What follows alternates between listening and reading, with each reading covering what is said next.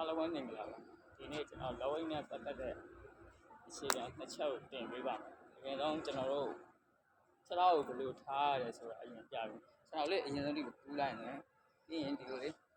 ပခုံးအကျယ်လောက်ခွဲလိုက်ပြီးရင်ဒီလိုလေးထပ်ခွဲမယ်ပြီးရင်ညာဘက်ခြေထောက်ကိုအနောက်ကိုဒီလိုတက်တက်ကြီးမထားဘူးကွာဒီလေးဆောင်ဆွဆွလေးပြီးရင်ဒီဘယ်ဘက်အရှိတူကိုလုံးဝမကွေ့မဆန့်ဘူးနော်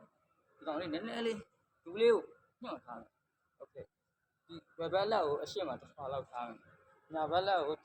ဒီဘာနာမှာကတ်ထားမယ်ဒီနာမှာကတ်ထားမယ်ဒီနော်